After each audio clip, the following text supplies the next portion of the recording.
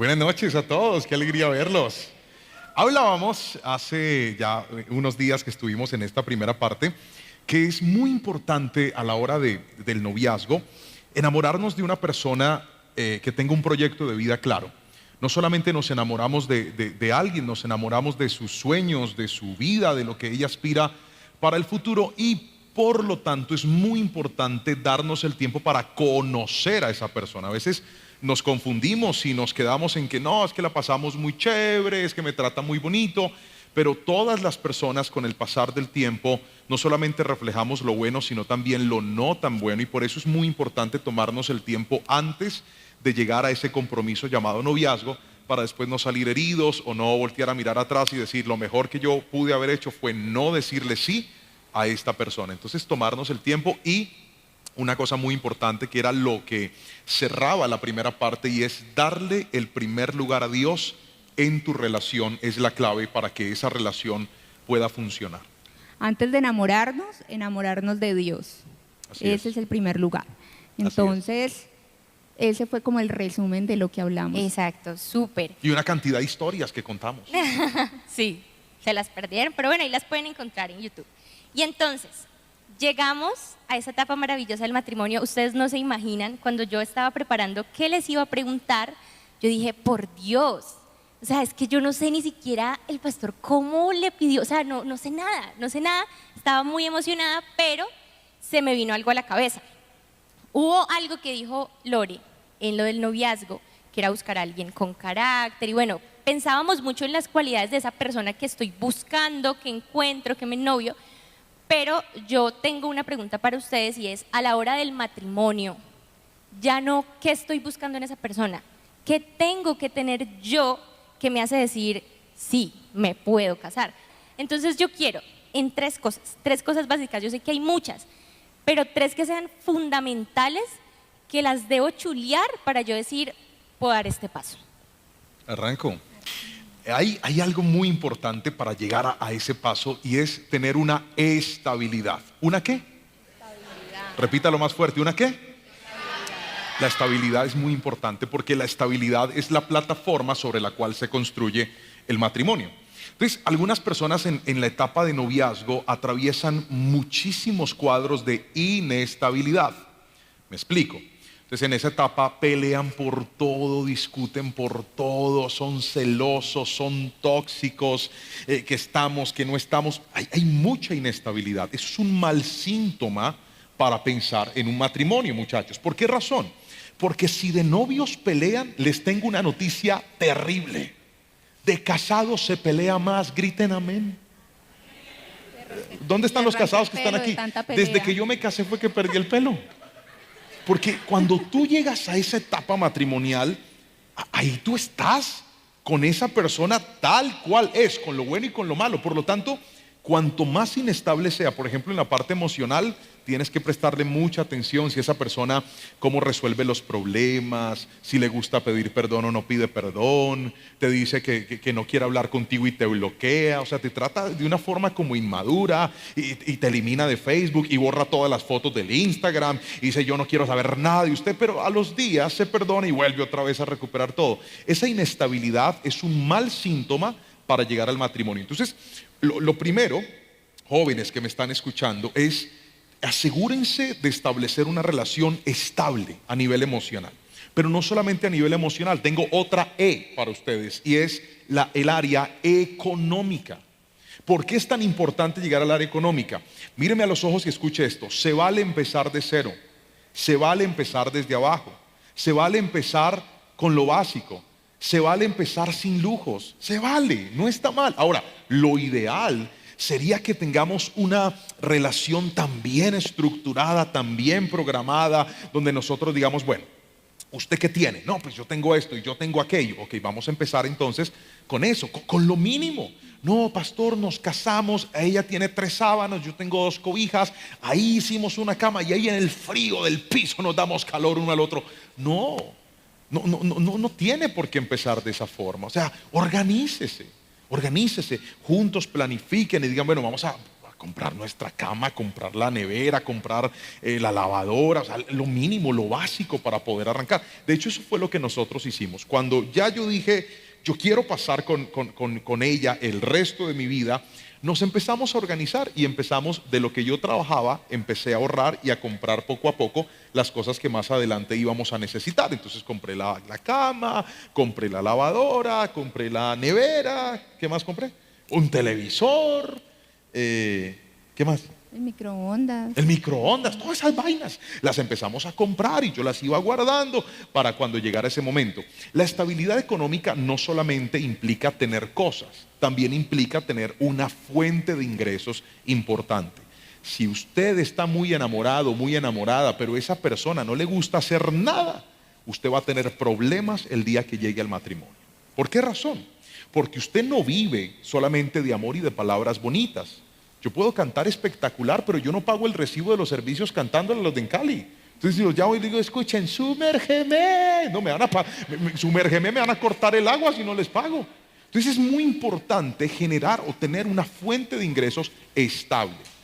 Esa fuente de ingresos, ¿por qué es importante? Porque de ahí vamos a tener para construir lo que necesitamos. Entonces yo dije, cuando llegué a ese punto, mi esposa, por ejemplo, estaba estudiando en la universidad, mi suegro le estaba pagando la carrera en la universidad y nosotros hicimos un acuerdo, dijimos, cuando tú termines tu carrera y ya estés con un empleo, porque en ese momento yo era el que trabajaba, pues ya vamos a tener 2 ingresos y eso nos va a dar una estabilidad para poder salir adelante. También fue un acto de inteligencia, porque si yo me caso con ella cuando ella está todavía en la universidad, como su esposo me tocaba pagar el semestre a mí y no tenía para eso, entonces yo esperé a que mi suegro terminara la tarea, interesado no, inteligente, que es diferente.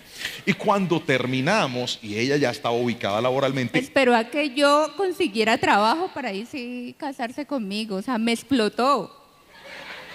¿No? No, planifiqué las No, cosas, pues. las pensé bien pensadas. Hasta ahora vengo a pensar. Me utilizaron. Aquí salen muchas verdades a la luz en estos espacios. No, yo no te utilicé, yo fui inteligente. Porque le voy a decir algo, el día que usted se casa, las deudas de ella se vuelven tus deudas. Mis deudas se vuelven las deudas de ella. Y por eso es importante, dentro de esa estabilidad, conocer bien cómo está esa persona.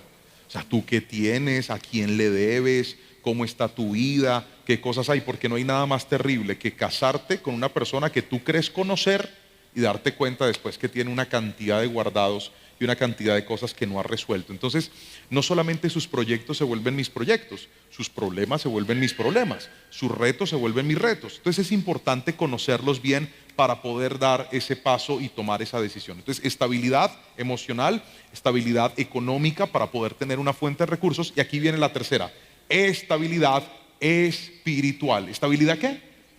Más fuerte, ¿estabilidad qué? Espiritual. La Biblia dice que cordón de 3 dobleces difícilmente se rompe.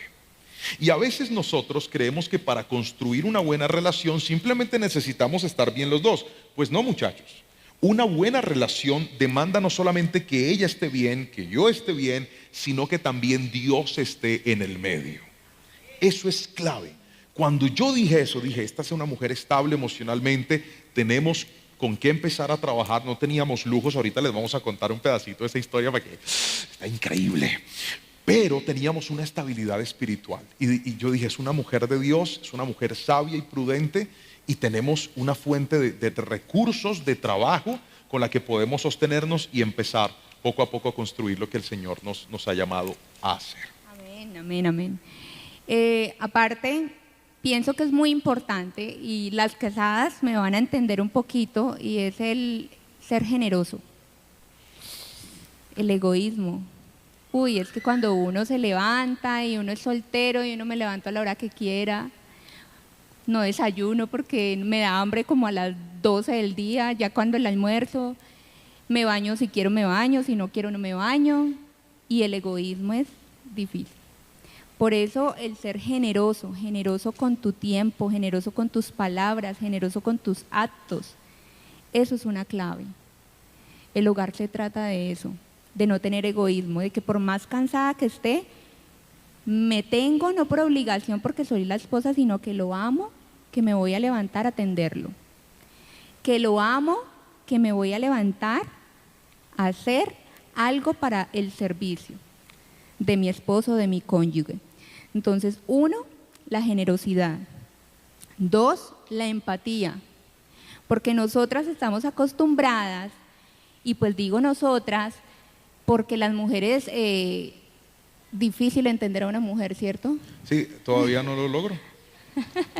Y más en el periodo de cada mes es difícil. Amén.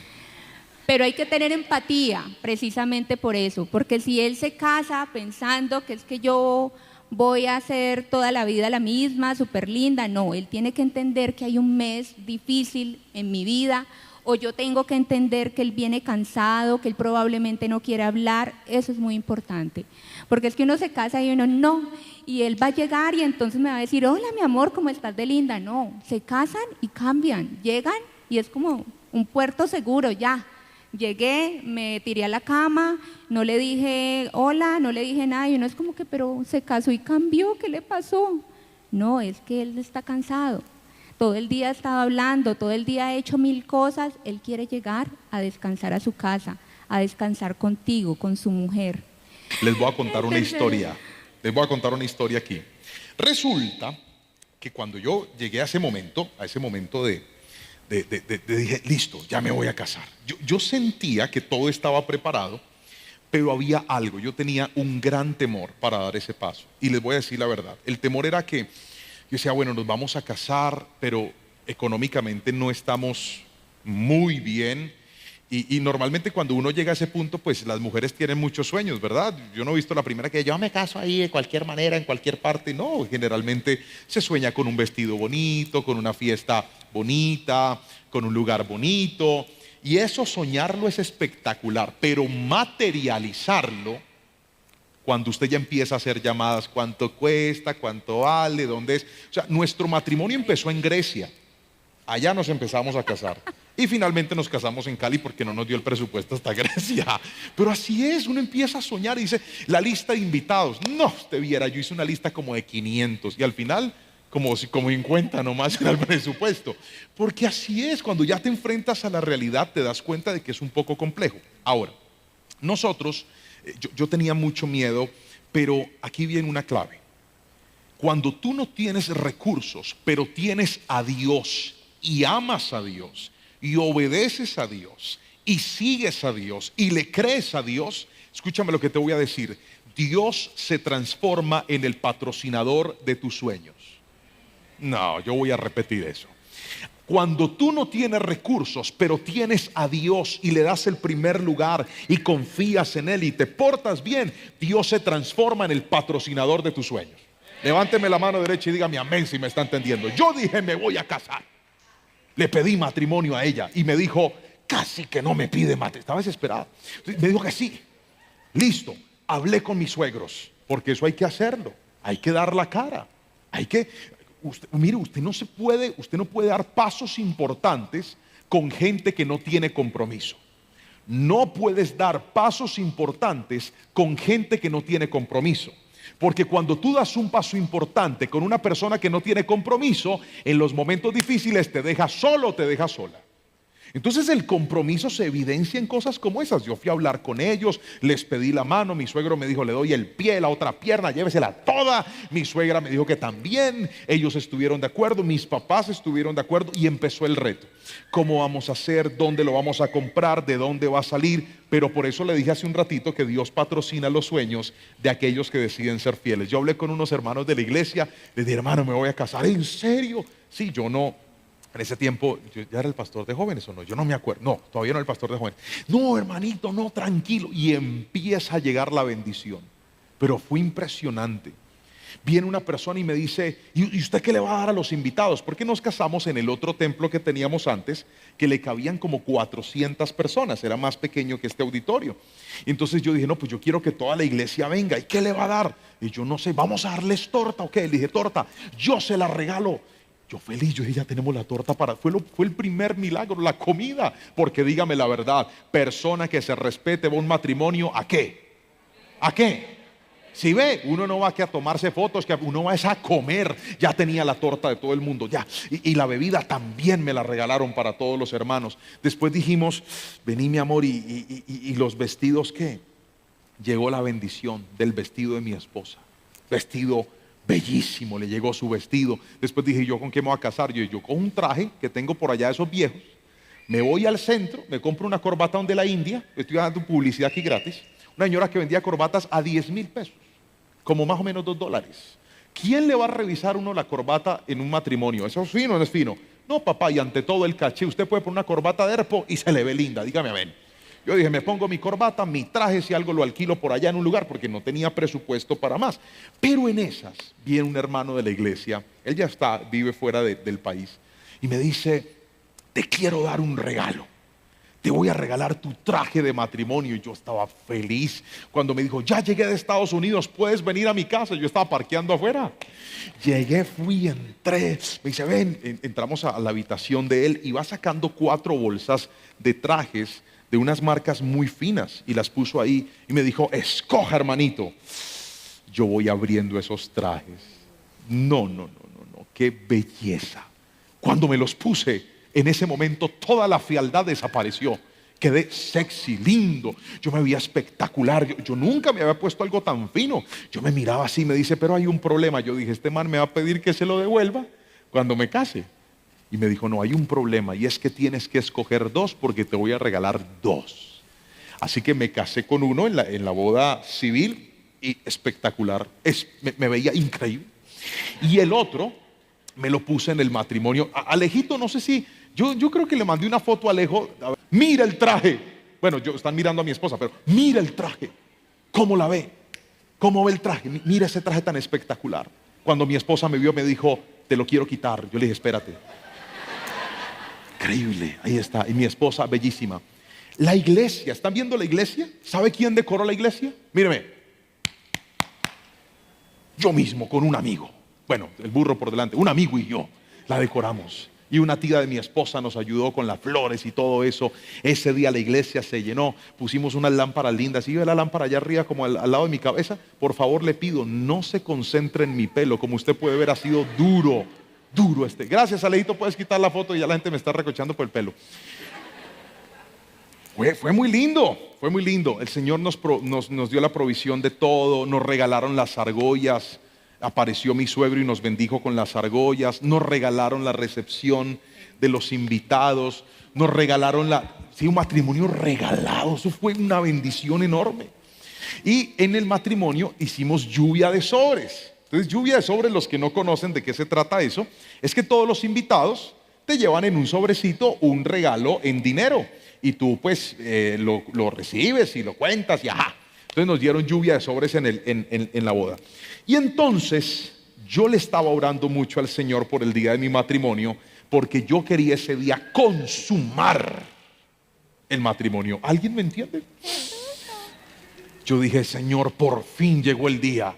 Y ese día recuerdo que mi oración fue esta: te pido, Espíritu Santo, te pido, Padre, y te pido, Hijo, que Cristo no venga hoy por su iglesia. Imagínense, uno ahí en plena luna de miel, ya llegando cuando el rapto de la iglesia, rapapapá. Ay, Señor, no puede ser, Padre Celestial, uno ahí llegando ahí a las bodas del Cordero. Señor, ¿y qué pasó? No me diste un ratito siquiera. Entonces, gracias a Dios, el Señor no llegó esa noche, todavía no ha llegado.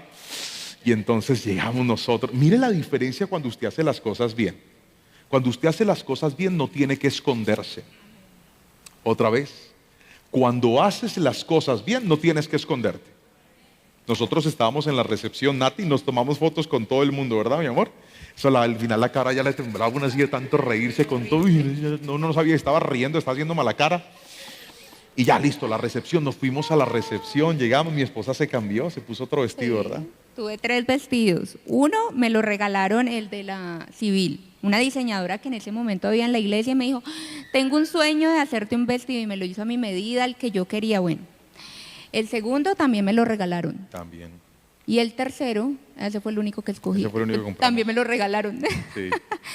Y ese día me cambié 3 veces. 3 veces, pero 4 con el... Bueno, y entonces nos fuimos a la recepción, ¿verdad, muchachos? Estamos en la recepción Y esta mujer para hablar, o yo, si ustedes creen que yo hablo, están equivocados. Ella es la que habla. Yo hablo aquí, pero ¿cierto, mi amor, que yo casi no hablo? No, en la casa no. Yo soy todas las palabras me las gasto en el templo. Y entonces yo llegué a la recepción y claro, mi cabeza me decía, luna de miel, luna de miel, luna de miel. ¿Usted cree que a mí me dio hambre de comer ahí en la recepción? Yo no tenía ni hambre, yo quería irme. Y esta mujer empieza, es que qué pena con los invitados, es que yo quiero compartir con ellos, ay, tan especiales. Se fue hablando mesa por mesa con todo el mundo. Hay que ser cordiales. No, ¿cuáles cordiales? No, si es que pues, yo tenía que atender a todo el mundo. No, yo quería irme y empezó a hablar que cómo estás, que qué te pareció. Y claro, hay de mesas a mesas, unas mesas muy respetuosas. Literalmente Casi me sacó. Fue mi primera orden matrimonial. Te espero en el carro. Cuando yo vi que eso ya estaba como, y es que se va a la otra mesa y empieza, ya la gente no estaba hablando y ella era la que colocaba conversa, ¿sí ve? El enemigo. Que tenía susto. Estaba asustada, pero yo no.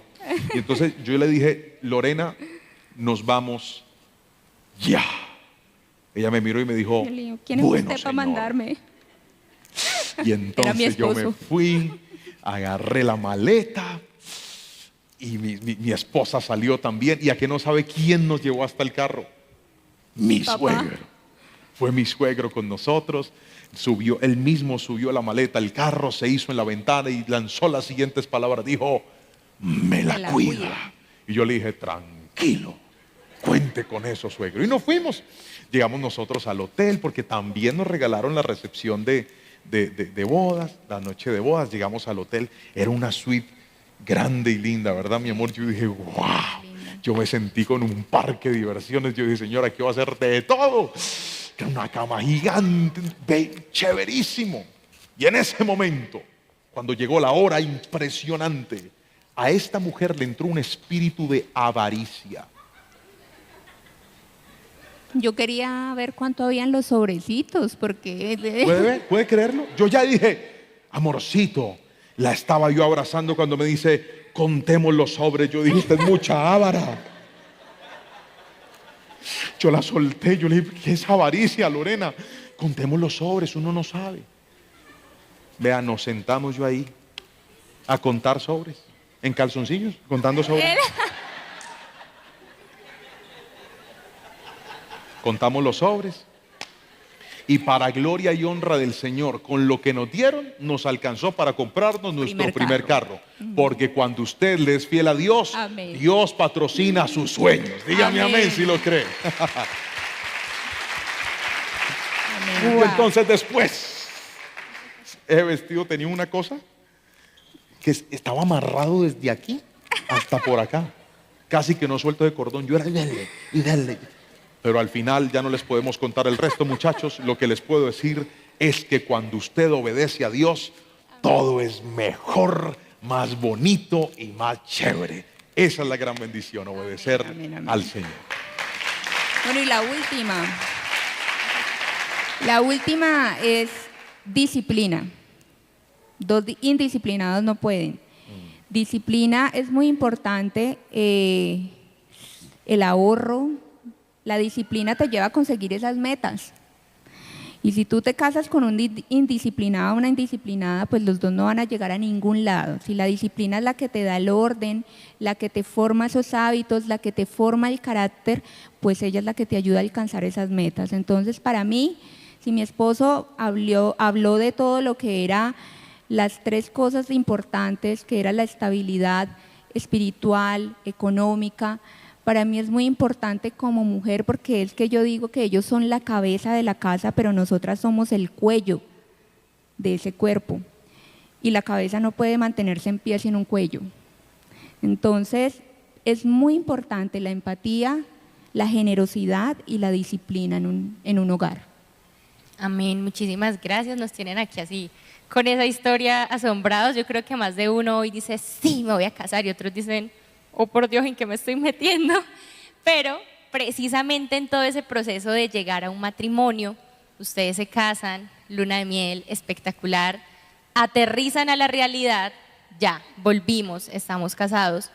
¿Cómo es el proceso de acople de una pareja que yo me lo preguntaba?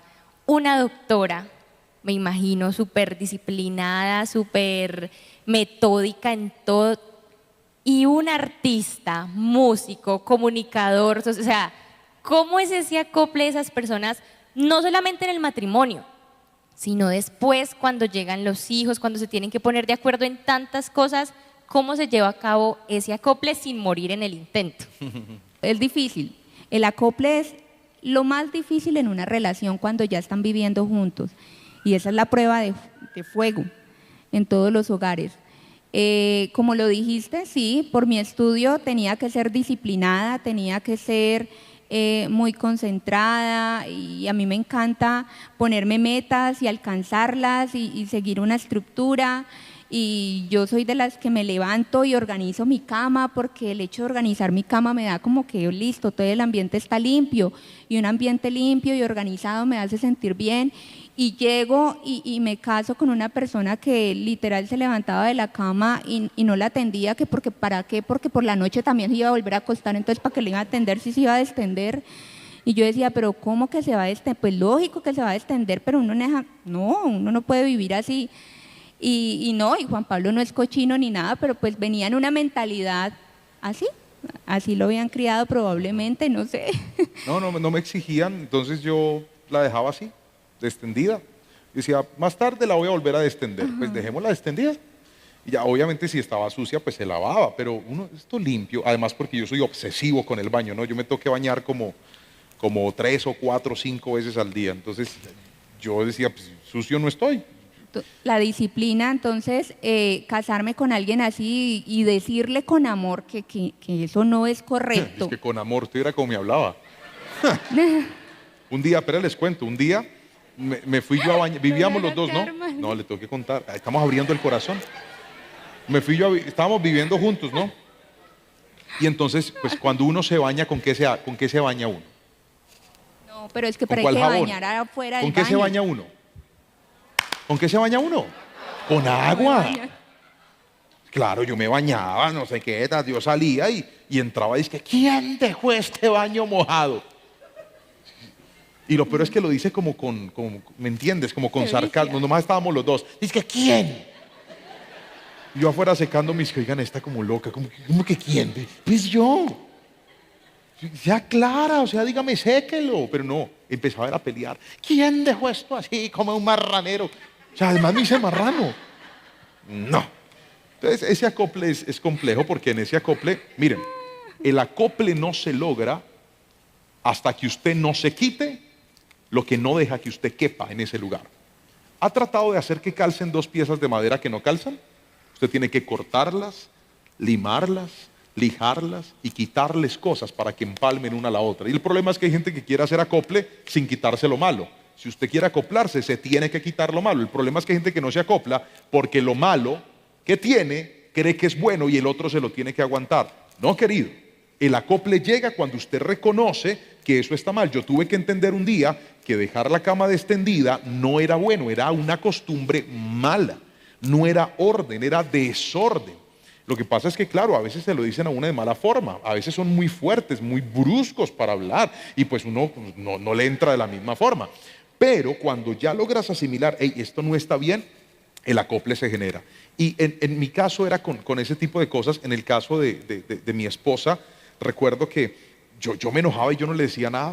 Yo no le decía porque yo no me enojaba, yo quería que ella adivinara y que ella supiera por qué estábamos bravos. Entonces fue bien complejo ese proceso de acoplarnos, pero por eso es tan importante que cuando uno encuentra a esa persona y esté dentro de su proyecto de vida, muchachos, búsquense en personas que sean humildes, que sepan reconocer, que sepan agachar la cabeza, que sepan pedir perdón, porque no hay nada más terrible que compartir la vida con un soberbio que cree que siempre tiene la razón. Pido la palabra. La tiene. Por eso ahorita les decía que es muy importante ser generoso y dejar el egoísmo. ¿Por qué? Porque es que él venía de una familia y yo venía de otra familia. Entonces las costumbres, el carácter de todos nosotros viene de esa familia. Todo lo que como papá y mamá vivían, pues eso lo aprendimos, como papá y mamá hablaban, pues eso lo aprendimos, y esa era la estructura que yo tenía. Entonces yo era una pieza que tenía esta forma y él era otra pieza que tenía esta forma. Pues esas formas no iban a calzar y como decía mi esposo, había que limar ciertas partes para que pudieran calzar. Y es ahí muy importante y que yo quiero que todos se lleven esta noche también, que hay, ya lo había enseñado en algún momento y esa fue una enseñanza que me quedó muy metida en el corazón, que hay dos tipos de mentalidades, la mentalidad fija y la mentalidad de crecimiento. Y la mentalidad fija es la que yo soy así, así me quedo y así me tiene que comprender todo el mundo porque es que así soy, así me criaron a mí. Y la mentalidad de crecimiento es aquella que dice, listo, yo soy así, pero hay nuevas formas de hacer. Es esa mentalidad que se capacita, que aprende y que es enseñable, un espíritu enseñable. Entonces, ustedes deben de tener un espíritu enseñable o un espíritu humilde para que otra persona pueda venir a enseñarle. Entonces, al entender yo, listo, él venía con su creencia de que la cama no se tendía y yo de que todo tenía que ser perfecto pues en la cama, muy organizado. Mi mamá era de las que barría, trapeaba como 13 veces, yo no sé, y todo el piso era limpio y yo venía así. Yo tenía que entenderlo y sí, te lo dije con amor, ¿no? Bueno, pues no recuerdo. Era muy desorganizado, entonces también había que trancarle duro. Entonces, para que aprendiera. Pero ustedes tienen que tener un espíritu enseñable, saber y entender que hay una nueva forma de hacer las cosas, que no todo me lo sé yo, que no todo lo que me enseñaron mis papás es la única forma de hacer las cosas, que no todo lo que me enseñaron, lo que aprendí, con lo que me acostumbré es la única forma de hacer las cosas. Hay diferentes formas. Yo puedo aprender algo nuevo. Entonces tengan un espíritu humilde, tengan un espíritu enseñable, tengan un espíritu donde ustedes puedan decir, bueno, yo puedo aprender. Él aprendió que a mí me gustaba que me dijera él por qué estaba bravo, porque es que no hablaba y él pensaba que yo tenía una bola mágica que yo decía, oh, se puso bravo por esto. No, yo quería que él me hablara, yo quería que él me expresara con sus palabras, mira, estoy bravo porque no hiciste esto y esto y esto y esto. Él aprendió eso. Y yo aprendí a decirte las cosas, porque yo era de las que venía, en mi casa era, vea, ¿qué es ese marranero? Entonces uno ya entendía que tenía que organizar las cosas. Y la mamá de él es una mamá súper cariñosa, que ella es, papito, no dejes esto, ven mi amor, te lo hago.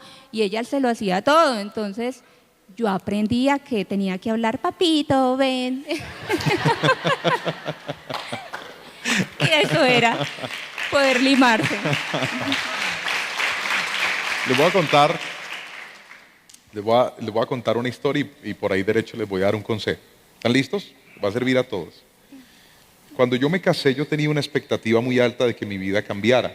Yo dije, todo va a ser nuevo, todo va a ser bonito.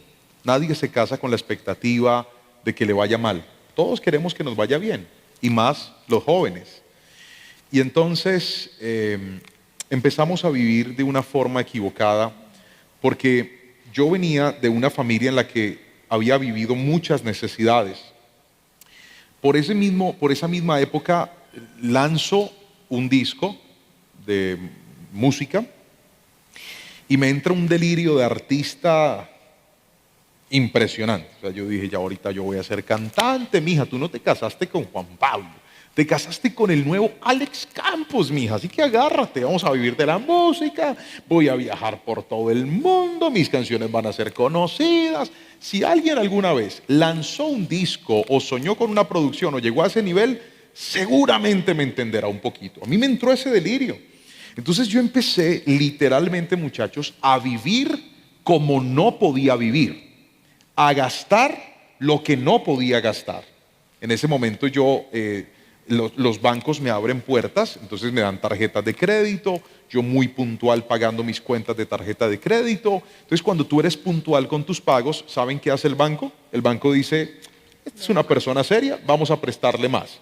Y me empezaron a abrir muchos más cupos financieros. Me ofrecieron créditos, tarjetas de crédito, y yo empecé a vivir literalmente como no podía vivir. Comprábamos ropa cada 8 días, comíamos en muy buenos restaurantes. Ella nunca me exigió absolutamente nada a mí.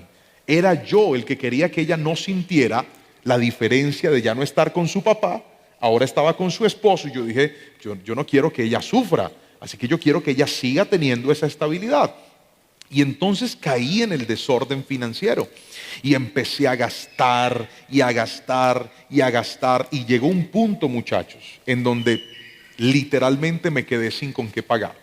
Me había comprado una camioneta casi que del año, estábamos viviendo en una casa muy chévere. Mi suegro, de hecho, tenía una casa aquí en Cali muy lujosa. Ellos estaban radicados prácticamente en Medellín. Él me dice, no, mi hijo, si quiere viva ahí en la casa. Y ahí cometí otro error. ¿Recuerdan que les dije que había comprado nevera, lavadora, todas estas cosas para empezar? Pues yo me agarré, regalé unas cosas y otras las vendí. Porque como estaba en la casa de mi suegro, yo no necesitaba eso. Entonces yo dije, no, pues ¿para qué? Aquí tengo todo. Y repito, le regalé unas cosas, otras las vendí. La plata se me volvió plata de bolsillo, porque entonces, como estábamos en esa gastadera, hasta que, muchachos, llegué a un punto donde literalmente me tocó empezar a vender todo lo que tenía para poder tratar de pagar lo que debía. Y entonces llegué a un punto que era el punto en el que siempre debía haber empezado, y es, uno empieza de abajo hacia arriba. Uno no vive como no puede, uno vive como puede. Y esa construcción es mucho más sana. Literalmente nos tocó, ¿cierto? De cero. De cero. Dijimos, vamos a comer en este restaurante, vamos a vender este carro, comprémonos un carro chiquitico y arranquemos otra vez y vamos poco a poco, porque caímos en ese desorden y aprendimos, y Dios nos dio esa lección. Todo lo que nosotros hemos tratado de construir a la carrera, dando esos brincos altísimos, Atajándonos los siempre caminos. nos va mal, siempre nos ha ido mal. Pero todo en lo que hemos dicho, vamos poco a poco, vamos paso a paso. Con esto nos alcanza, listo, empecemos con esto. Vamos a ahorrar, vamos a comprarlo poco a poco, hasta que tengamos con qué. Cuando lo hacemos de esa forma, hemos visto la bendición de Dios. Así que, muchachos, un consejo en este punto: no se aceleren, no traten de mostrar lo que no tienen, no trate de aparentar. Usted no tiene que quedar bien con nadie. La mayor bendición no es lo que usted debe, la mayor bendición es lo que usted tiene, así sea poquito. Dígame amén, por favor. Esa es la verdadera bendición. No, pastor, es que... Denle ese aplauso fuerte al Señor. No, pastor, es que los bancos me prestan y me dan. No se goce por lo que el banco le presta. Gócese por lo que usted tiene, por lo que usted ha conseguido, por lo que usted no le debía a nadie. Esa es la verdadera bendición. Nosotros lo tuvimos que aprender con el dolor, porque fue muy difícil pasar por esa crisis, pero no importa en qué momento o en qué circunstancia usted se encuentre, si cometió ese error, Dios lo puede ayudar. Yo tuve que ser sincero con mi esposa, tuve que contarle, dije, mira amor, estamos en este desorden, estamos en esta dificultad. Ella se enojó mucho conmigo porque además yo era el que manejaba todo el tema de las finanzas, pero por eso es importante que haya transparencia y claridad. Nos pusimos de acuerdo, empezamos a hacerlo juntos y para gloria del Señor logramos salir de esa crisis, y hoy nuestra historia es muy distinta a la de ese entonces. Pero ¿saben por qué fue? No solamente porque Dios es muy bueno y su misericordia es para siempre, sino porque Dios bendice a la gente ordenada. Otra vez, Dios bendice a la gente ordenada. Ordénese y usted va a ver que su juventud, sus proyectos, y en este caso, si llega a la etapa del matrimonio, le va a ir muy bien. Amén, paz. Y bueno, ya para ir cerrando este tiempo, a mí me llamó muchísimo la atención que cuando compartíamos la historia del noviazgo y todo lo demás, muchachos, recibimos una cantidad de comentarios, ¿cierto, Paz? De gente casada, soltera, ennoviada, viudos, divorciados, o sea, algo que nunca nos imaginamos. Y precisamente en estos momentos, tanto en el templo como en la transmisión, hay personas que están apenas empezando ese camino que ustedes ya van transitando y ya van adelantados. Ustedes ya tienen unos hijos, ya formaron un hogar, pero yo quiero que ya para cerrar y para orar por ellos, podamos dar un consejo al Juan Pablo y la Lorena del pasado. Si ustedes se devolvieran y se encontraran que de hecho están aquí, los están viendo por la transmisión, esos Juan Pablo y Lorena del pasado que están ennoviados o pensando en casarse, ¿qué consejo les dan fundamental? De todos los que han dado, un consejo fundamental para ellos. Que traten de empezar, no imitar a nadie, porque todos queremos imitar. Es que mi mamá o todos traemos todo lo de nuestra casa y queremos imitar, y como decía mi esposo, él quería darme una vida que no podía, porque es que él quería imitar la vida de mi papá y mi mamá, la que me estaban dando. No imitar. No imitar, sino empezar desde cero y tener disciplina y poco a poco ir construyendo. Dios bendice al que tiene disciplina, al que poco a poco, al que es fiel en lo poco, en lo mucho lo pondré. Y es ahí en esas primeras bases donde ustedes deben de tener ese amor por eso primero. Entonces, ¿qué tenemos los dos? Por eso es tan importante que no un par de desorientados vayan al altar y digan, bueno, vamos a vivir del aire y del amor. No, gloria a Dios, sí, hay que tener amor, hay que tener todo, pero tienen que tener unas bases sólidas, no solamente espirituales, sino también financieras. ¿Qué vamos a construir? No tienen que ser ricos para empezar a construir, no, pero que sí sepan por lo menos por dónde empezar. Y poco a poco los dos ir construyendo ese camino. Ahorrar es o sea, para mí, si yo me miro para atrás, yo digo, ¿por qué no ahorré? ¿Por qué no ahorré? Estaría en otro momento, en este momento estaría en otra parte, pero no importa, nunca es tarde. Para Dios nunca es tarde, siempre podemos ir aprendiendo, siempre podemos y tenemos la posibilidad de cambiar.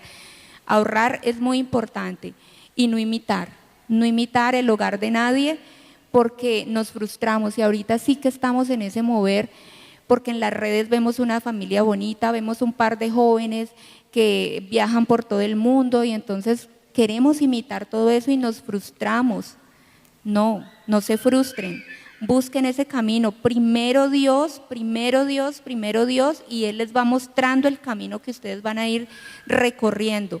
Pero eso es lo que yo quisiera dejarles en el corazón. Y yo le diría al Juan Pablo del pasado que no viva como no puede, que todo el dinero que se va a gastar en ropa, restaurantes, lujos que no tiene ahorita cómo sostener, mejor se meta en un proyecto de vivienda, compre un apartamento, vaya pagándolo, porque seguramente si el Juan Pablo del pasado hubiera empezado así, hoy en día tendría mínimo un apartamentico propio donde tener un ahorro o donde estar con su familia. Pero no lo hice por mi desorden. Eso le diría al Juan Pablo, sea más ordenado. Gracias al Señor, algunas personas creen que estos consejos son solamente materialistas y créame que no. Nosotros fuimos un hogar muy espiritual. Dios siempre ha estado con nosotros. Siempre hemos estado en la iglesia, siempre hemos servido al Señor, siempre hemos amado a Dios. El problema es que nuestros errores estuvieron en otras cosas en donde no fuimos ordenados. Y para que un hogar, para que una relación, para que a tu proyecto de vida le vaya bien, no tienes que pensar solo en algunas cosas, tienes que pensar en todo. Eso creo que va a ser muy, muy funcional. Ese sería el consejo al Juan Pablo del pasado. Bueno, muchísimas gracias y quiero, Paz, que asimismo a estas personas, a todos nosotros, me incluyo, que estamos empezando a recorrer ese camino, nos regales una oración, que Dios nos dé mucha fortaleza para pasar por todos esos momentos que yo sé que vienen y que asimismo nos dé sabiduría para poder llegar a donde sea que lleguemos siempre con Dios. Amén. ¿Se pone de pie? Oremos. Hay un texto en la palabra que dice así. Proverbios 21:5 dice: los planes bien pensados y el arduo trabajo llevan a la prosperidad, pero los atajos tomados a la carrera conducen a la pobreza. Otra vez, los planes bien pensados y el arduo trabajo llevan a la prosperidad, pero los atajos tomados a la carrera conducen a la pobreza. Muchachos, jóvenes que me están escuchando, adolescentes, personas que están a punto o en medio de su construcción de proyecto de vida, si hay algo que te va a ayudar muchísimo es que seas ordenado, que te ordenes, que te programes, que pienses bien las cosas, que no te muevas a la ligera, no dejes que el afán te haga tomar decisiones locas, porque uno da pasos con emoción, pero se mantiene con orden, y es muy importante desarrollar esto en nuestra vida. Algunos vimos en el hogar de nuestros padres un ejemplo maravilloso a seguir.